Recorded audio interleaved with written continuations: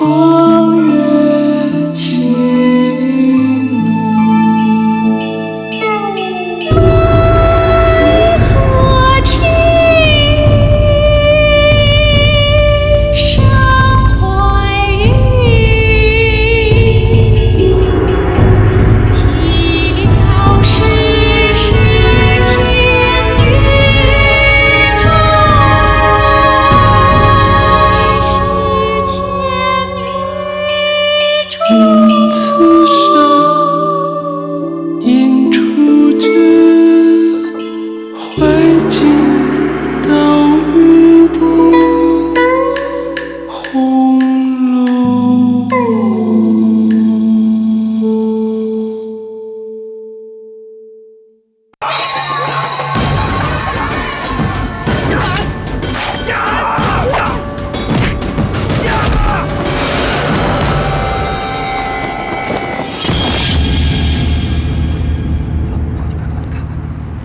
小心点啊！死了吧？不动吧？何三儿，这原是周瑞的干儿子。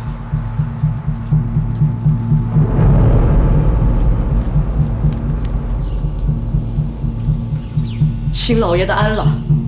出什么事儿了？回老爷，昨夜里老太太的房子遭了盗，上房的东西都给偷走了。会的甄家举荐的包邮，赶贼打死一个，现在已经呈报给文物衙门，衙门让我们查清了东西，呈报上去。那尸单怎么开的？家里人都不知道，还没有开单呢。哦，那还好，咱们是动过家的，是要把好东西报上去了，反倒是招了罪名。对，这莲儿还在外出，上级未回，等他回来以后再好好的商量商量。是。且说那伙贼原是何三等要的，偷抢了好些金银财宝，接运出去。因在窗外看见里面灯光底下的美人儿，哪顾性命，顿起不良，一心想着妙玉。只是孤安女众，不难欺负。到了第二天夜静，便拿了短兵器，带了些闷香，又跳上高墙，潜入栊翠庵。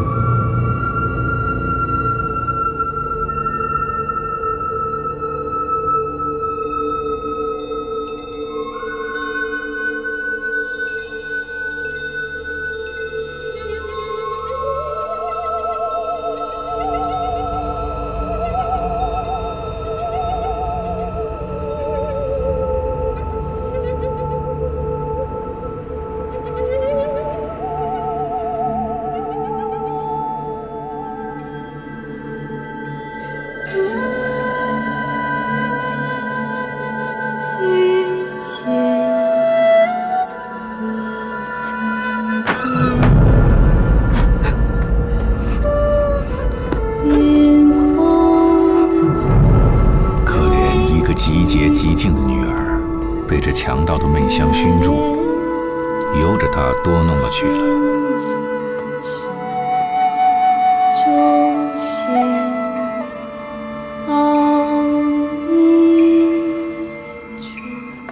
真是一事不了，一事又出，这可怎么好呢？又出什么事了？栊翠庵的道婆来寻妙玉师傅，说是妙玉昨日一早来了没回去，要问姑娘您呢。快请进来。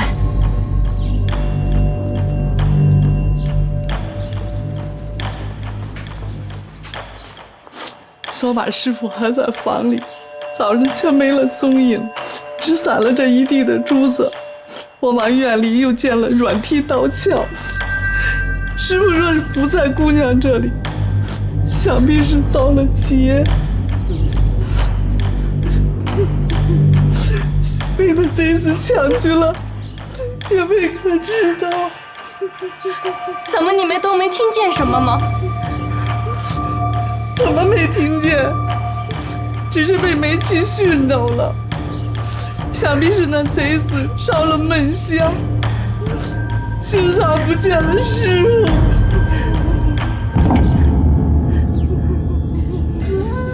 他素来孤洁得很，岂肯惜命？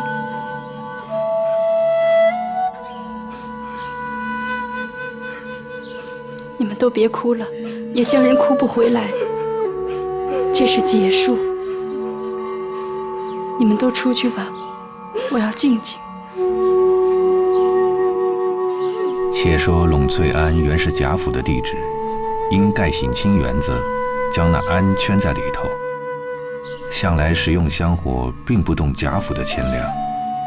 今日庙宇被劫，只为贾政新丧，也不敢将这些没要紧的事回禀。只有惜春知道此事，日夜不安。父母早死，嫂子嫌我，头里有老太太，到底还疼我些。如今也死了，留下我孤苦伶仃，如何了局？迎春姐姐折磨死了，十姐姐守着病人，三姐姐远去，这都是命里所招，不能自由。独有妙玉如闲云野鹤，无拘无束，我若能学它，就造化不小了。这回看家已大难不逝，还有何言在这里？有恐太太们不知我的心事，将来的后事如何呢？奶奶，您可来了？怎么了这是？姑娘，好好的，你又闹这些做什么？嫂子不用劝我了，做了女孩，终不能在家一辈子的。若像二姐姐一样，老爷太太们倒要烦心。况且她也死了，求嫂子去告诉老爷太太们，如今譬如我死了似的，放我出了家，干干净净的一辈子，就是疼我了。什么死了活了的？还嫌咱们家这些天死的人少了吗？嫂子但饶了我这一遭，由得我剪了头发做姑子去，自然没有什么可闹的了。谢你们依我呢，我就是得了命了。若不依我，我也没法，只有死就完了。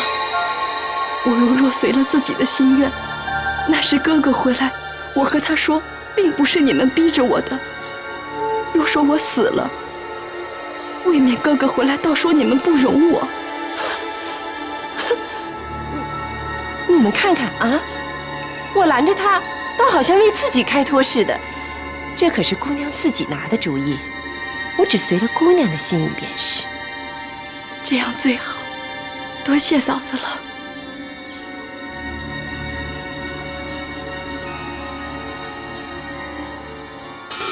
贾政正在铁槛寺率太太们准备回府，在贾母灵前辞别，谁知众人哭了一场都起来，赵姨娘却还趴在地下不起。姨娘，姨娘，姨娘，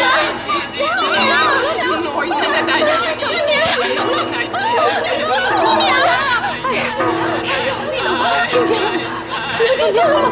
怎么了？老太太在叫我，让我留下。老太太哪用你来呀？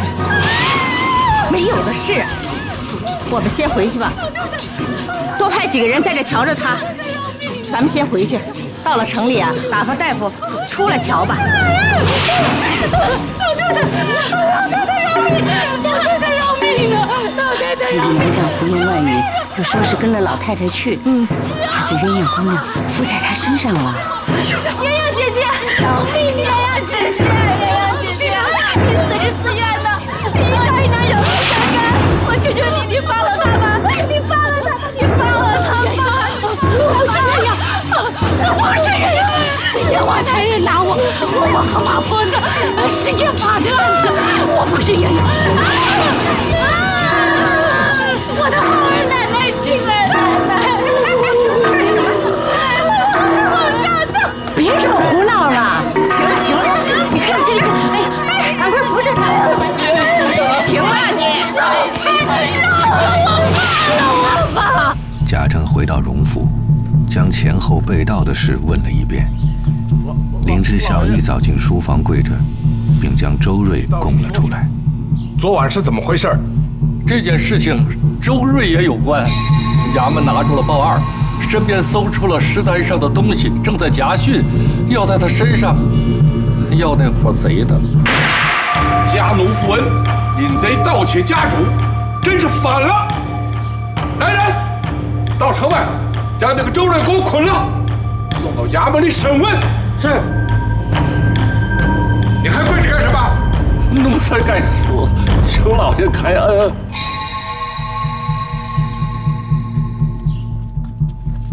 老爷，这2天的花费，外边的催来了。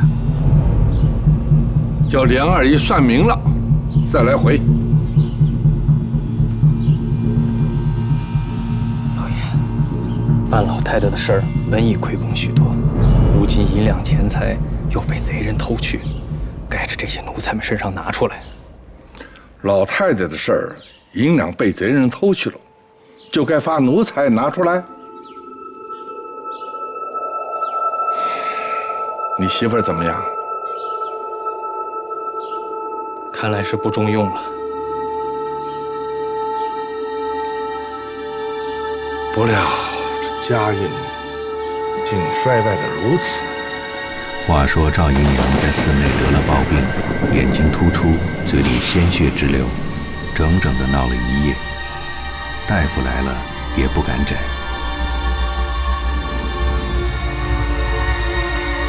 我看是不中用了，你们要给他准备后事吧。说了起身就走。贾环听了大哭起来。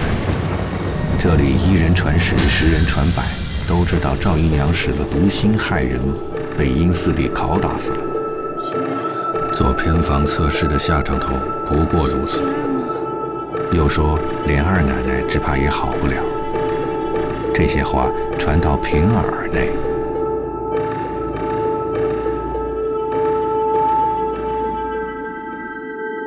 奶奶，该吃药了。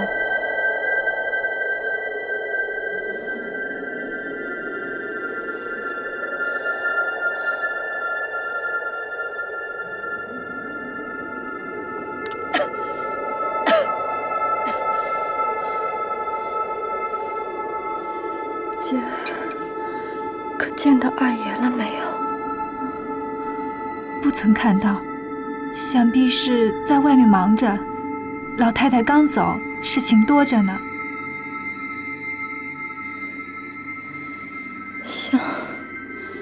像是有2天没回来了。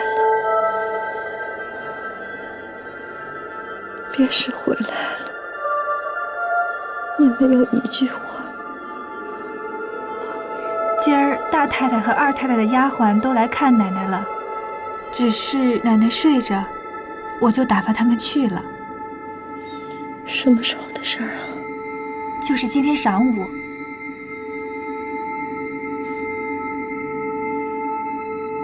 老太太的事儿早就办完了，到现在才打发人来叫我，也不亲自过来。合着我是快要死的人了。奶奶，我要睡了，你去吧。奶奶，这药才喝了1半没有，这怎么能成啊？哭，我受不了了。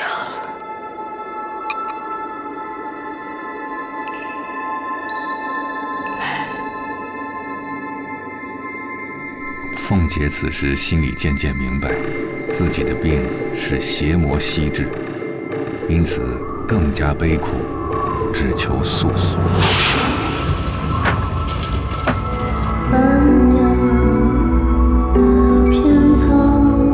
姐姐，很久不见了，做妹妹的想念得很，想见却不能。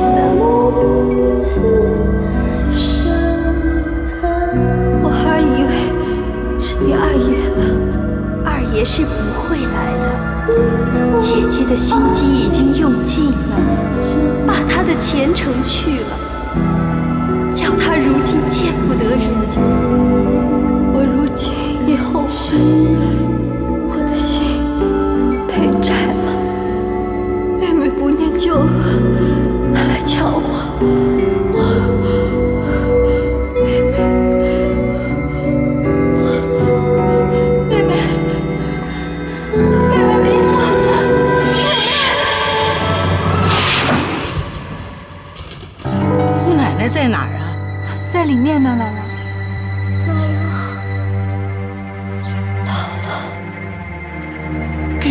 请安。姥姥你好，姥姥，怎么这时候才来啊？我正糊涂的要死，怎么不早来给姑奶奶请安呢？来，快给姑奶奶请安。你外孙女对对，都长这么大了，我的姑奶奶，怎么几个月没见，就病到这个份儿呢？小红，快带着孩子吃果子去。我们屯乡里的人不会病的，若一病啊，就要求神许愿，从不知道吃药。我看姑奶奶的病不是撞个着什么了。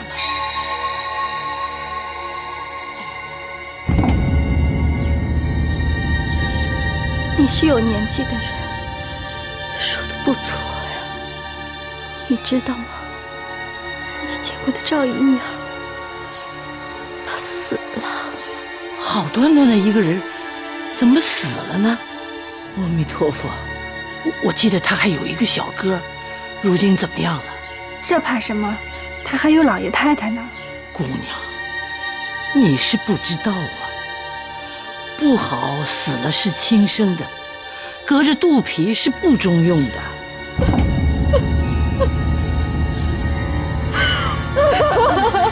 姑奶奶，你要哥要寡，你可别哭啊！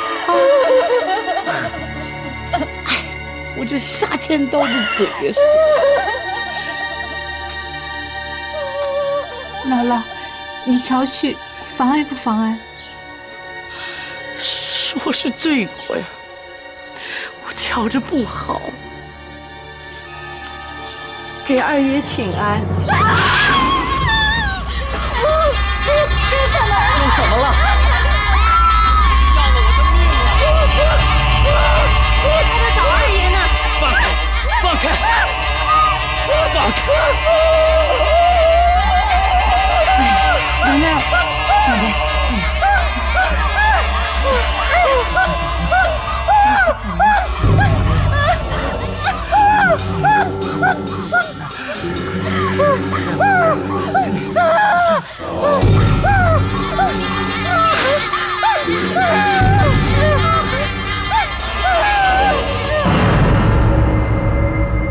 怎么了？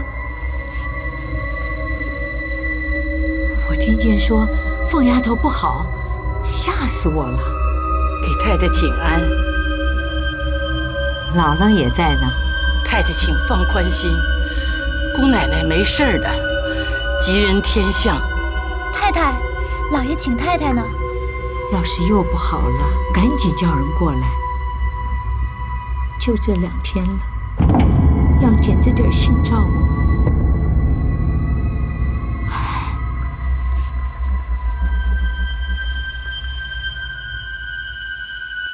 平，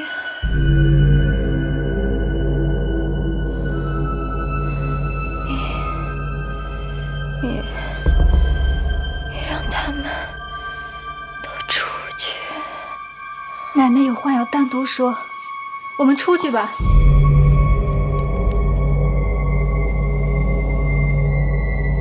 姑奶奶，姑奶奶。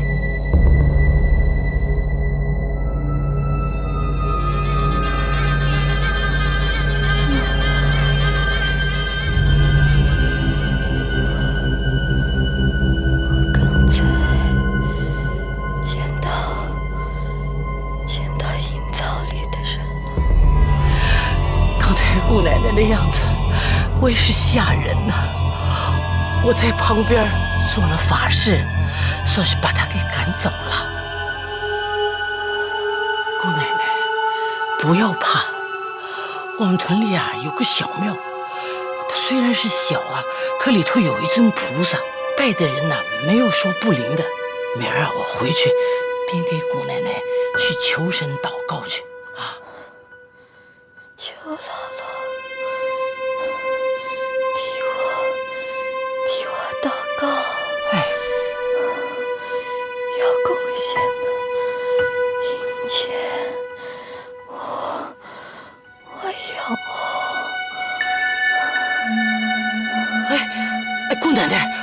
不用这个，不用这个的。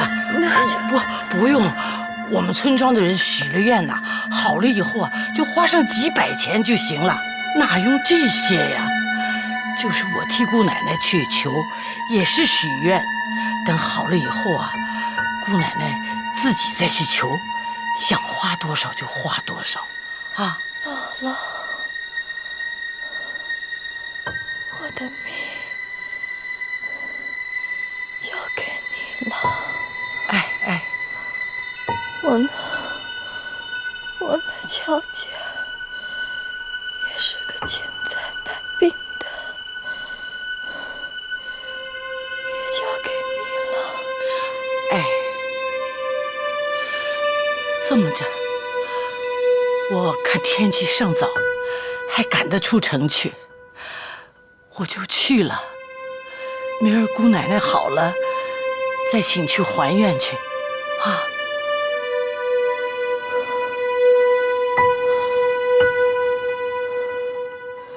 求姥姥替我用心，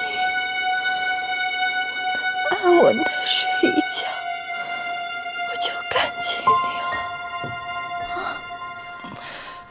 你那外孙女儿，就让她在这儿住下吧。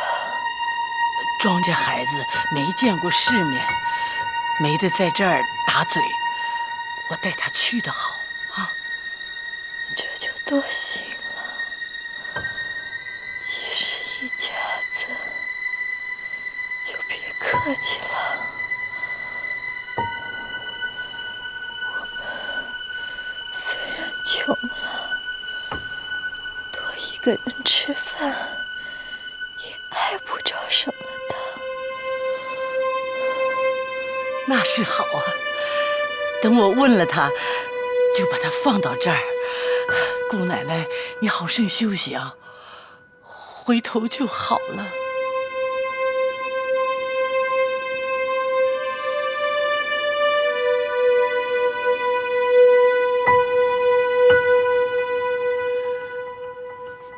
我去了。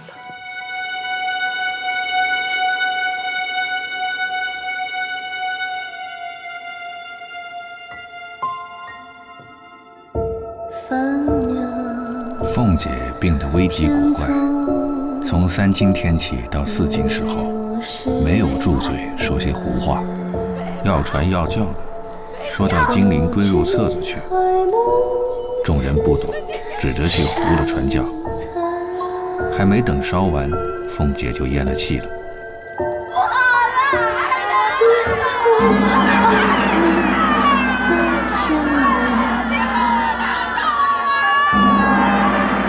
贾琏此时手足无措，叫人传了赖大来，叫他办理丧事。贾琏即刻打发人去请他大舅子王仁过来。那王仁自从王子腾死后，已闹得六亲不和，今知妹子死了，只得赶着过来，哭了一场。见这里诸事将就，心下便不舒服。你们这是怎么搞的？我妹妹在你们家辛辛苦苦当了几年家，也没什么错处，你们应该认真发挥发挥才是啊！怎么到了这个时候，诸事还没有齐备？混账东西，这里哪有你说话的份儿？我怎么不能说了啊？我妹妹的后事办成这个样子，你们让她人走了，都没有一点体面。你们这么做，丢的可是你们贾家的脸。现在人都死了，你还在这里说这样的混账话？我为什么不能说？住嘴！我就要说，住嘴！你对得起我妹妹吗？啊，你说，快来人了！我对得起我妹妹吗？贾琏行事了，但是手头不济，诸事拮据，又想起凤姐素日来的好处，更加悲哭不已，直到天亮，只忙着弄银钱使用，一时实在不能张罗。平儿看得出来，拿出自己的使用，贾琏心里倒着实感激他，诸凡事情便与平儿商量。凤姐只停了10余天，便送了病。只可怜凤姐一生张罗，竟落得如此惨淡，草草收场。听宝丫头说，你这几日的精神越发的好了，我还不信呢。今日看着，果然是全好了。今日叫你们来，是有事儿要嘱咐。我和莲儿都商议了，如今老太太和林姑娘的灵柩还停在寺里，终究是不放心的。先前家里连连出事儿，我走不开，宝玉的病也大好了，你们连二嫂子的事儿也算过去了，所以我想送老太太和林姑娘的灵柩回南边去。家里的事儿有莲儿招呼，我也放心。唯一一件事情要嘱咐的，秋闱，秋闱眼看就要到了，我不在，你们要好好的读书。皇儿是有福的，不能入场；兰儿呢，福满了，也可以考试的。宝玉务必要考，若你们能够中一个举人，也好赎一赎咱们的罪名。贾政要扶老太太的灵柩回南安葬，同送了黛玉、秦氏、凤姐鸳鸯的棺木回去安葬，别了宗祠，在城外念了几天经，带了林之孝等而去，也没有惊动亲友，唯有自家男女送了一程回来。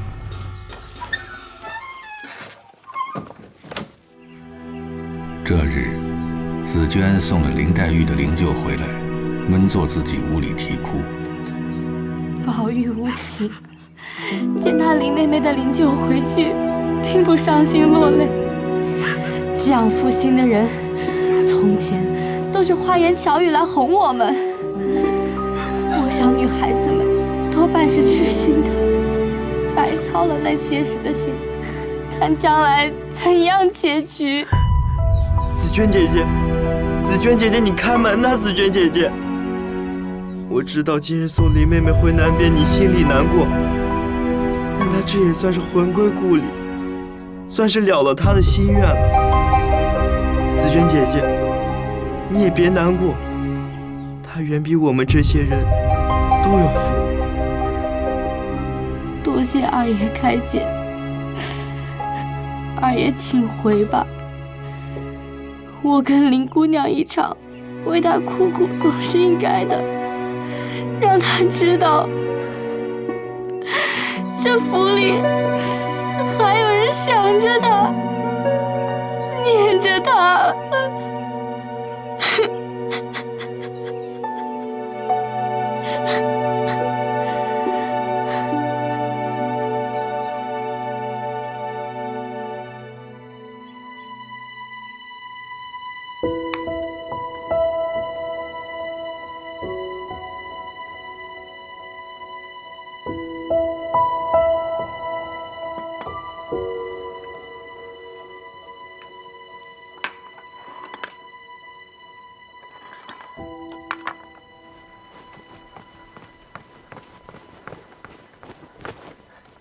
太太，刚才接到我父亲的书信，说是病重得很，叫我就去，说迟了恐怕就不能见面。哎呀，快起来！信上写的是什么病啊？写的是感冒风寒引起来的，如今成了痨病了。现在专差一个人连日连夜赶来，说如若再耽搁一两天，恐怕就不能见面了。故来回太太，这儿必得就去才好。阿弥陀佛，既这样，很应该去。只是妞无人照管，还亏平儿的照顾。妞心里也明白，只是性子比她娘还刚烈些。求太太时常管教管教她。只是放着乔姐的祖母在那里，托我做什么？太太要说这样的话，这儿就该活活的打死了。没什么说的，只求太太始终疼侄儿就是了。哎呀，起来起来，娘儿们说话，这是怎么说？哎呀，只是一件，孩子也大了，倘或你父亲有个一差二错，又给耽搁住了，或者有个门当户对的来说亲，还是等你回来，还是你太太做主？现在太太们在家，自然是太太们做主，不必等我。你要去，便写个禀帖，给二老爷送个信，说家下无人，你父亲又不知怎样，快请二老爷将老太太的大事早早的完结，快的回来。是，咱们家的下人家里还够使唤，只是园里没有人，太空了。包勇也跟了他老爷去了。姨太太的房屋，薛二爷也搬到自己的房里住去了。园里一带房屋都是空的，忒没照应，还得太太时常叫人查看查看。那陇翠庵原是咱们家的地基，如今妙玉也不知道哪里去了，四妹妹又在那里修行，所有的根基还是府上照应就是了。四丫头那孩子偏有那么个孤绝的性子，她嫂子不愿意管，我也拦不住她。她要做姑子，也只得随她去。只是不知道她哥哥回来，我可怎么交代呀？真难得。太太有所不知，四妹妹实在是具有慧心，洞彻了红尘，才能有今日的发愿。当日我病的时候，曾梦见过一首诗，竟像是四妹妹的写照。你何时又奏出首诗来？看破三春竟不长，恣意顿改新年妆。可怜绣户侯门女，独我青灯古佛旁。不好了，这人又入了魔了。这是哪里看来的？怎么就突然说出这些？罢了，我知道了。你们可叫我怎么办呢？我也没法了呀，我也只得由着你们去吧。但是得等我合上眼，各自干各自，就完了。太太别急，我看他不过是一时昏聩，说的尽是些荤话，以前也没少说，何苦如今当真？太太，你千万别生气。宝兄弟，宝兄弟，你快跟太太好好说说，你原是玩笑话，并没有别的意思。啊，宝玉，宝玉，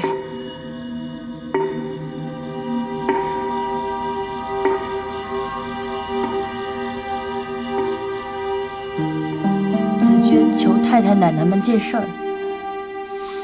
说吧。我服侍林姑娘一场，林姑娘待我，太太也是知道的，实在是恩重如山，难以回报。她死了，我恨不得跟了她去，可她不是这里的人，我又受主子家的恩典，难以从死。如今四姑娘既要修行，我求太太们将我派了跟着四姑娘，服侍她一辈子。不知太太准不准？若准了，就是我的造化。我本不该说什么，这紫娟蒙太太派给我屋里，我才敢说。求太太准了她吧，全了她的好心。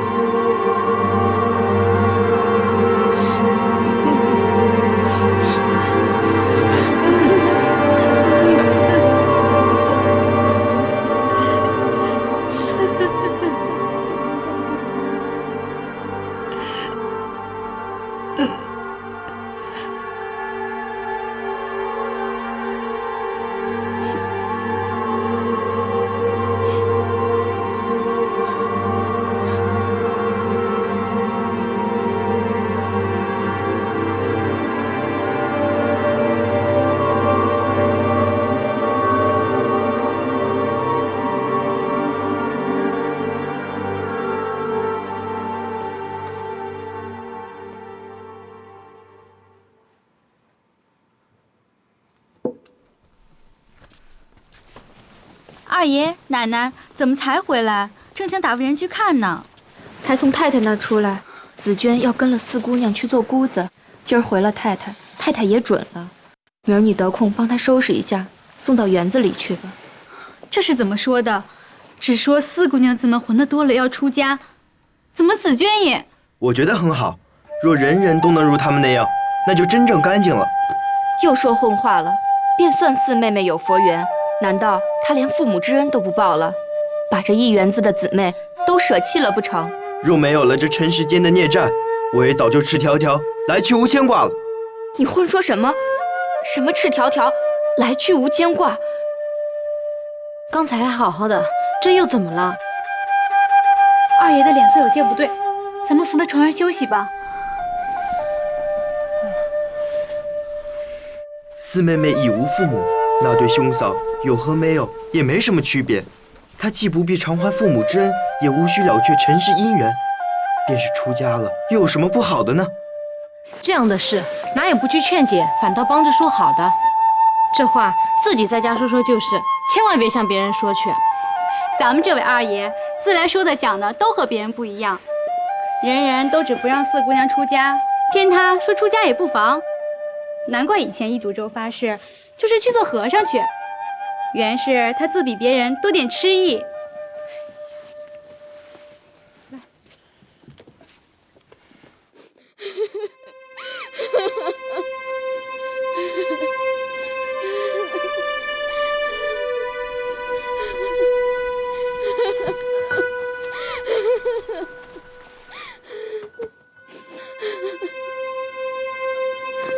我才没了娘，父亲这就又要走，父亲何不带我一起去？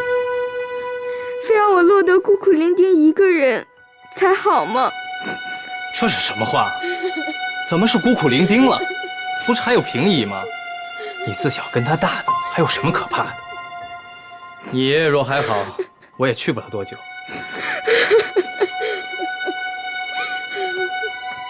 姑娘才没了娘，这是舍不得二爷。我何尝不知道，这事发突然也是没有办法的事情。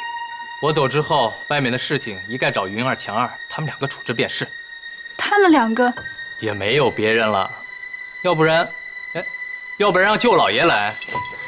父亲嫌我累赘，我跟着平姨便是，何苦找那人来呢？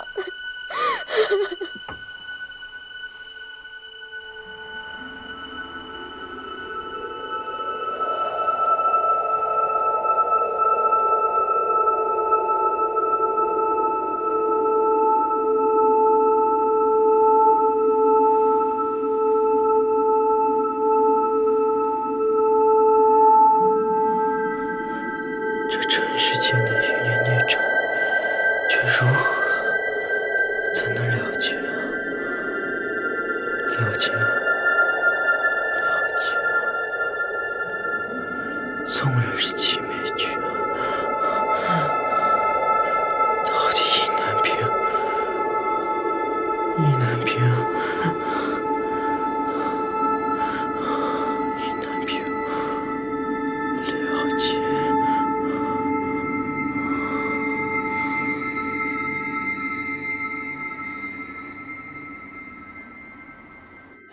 且说贾云、贾强送到贾琏，倒替着在外书房住下，有时找了几个朋友吃个车轱辘会。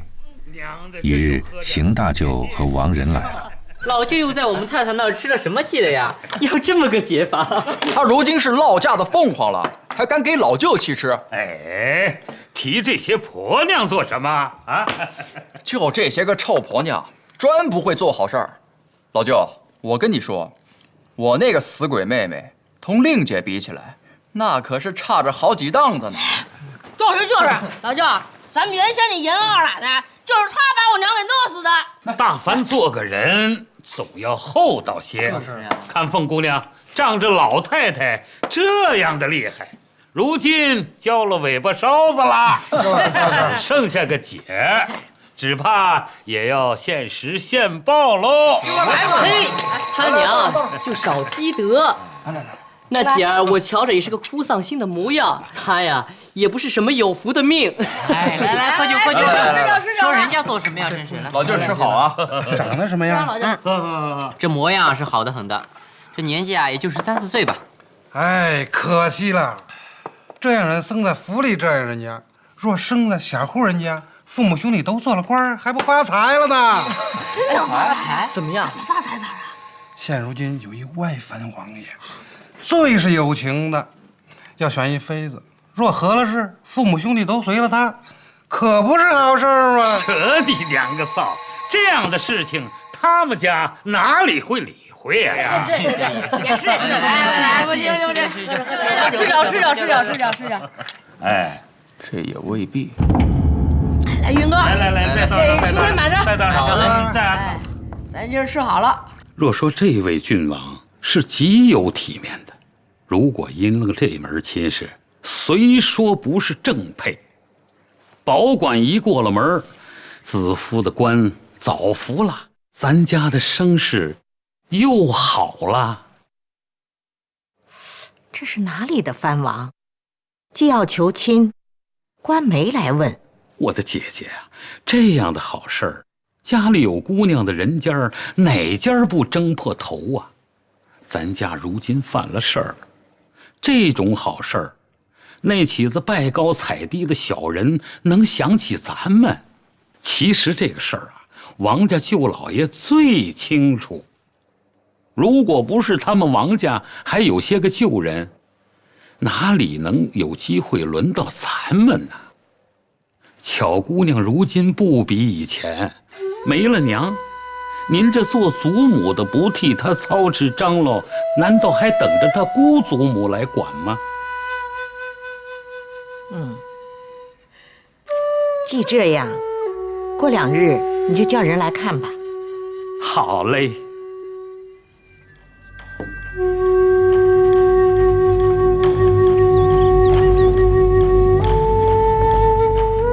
那日果然来了几个女人，都是艳妆丽服。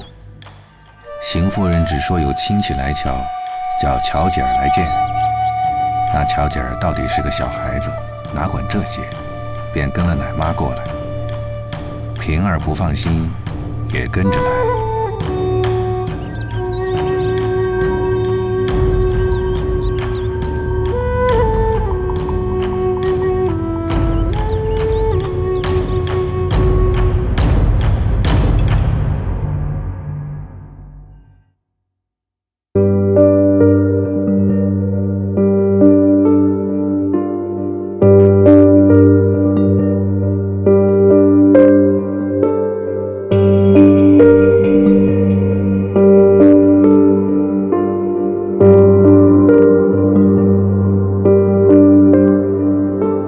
为官的家业凋零，富贵的金银散尽。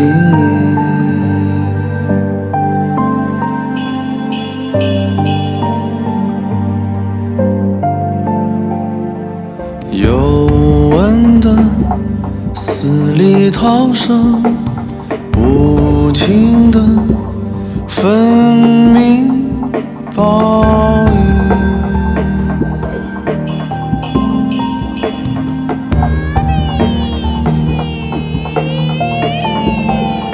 签名的名一换，牵泪的泪一牵，冤冤相报是非情，分离聚合皆签订。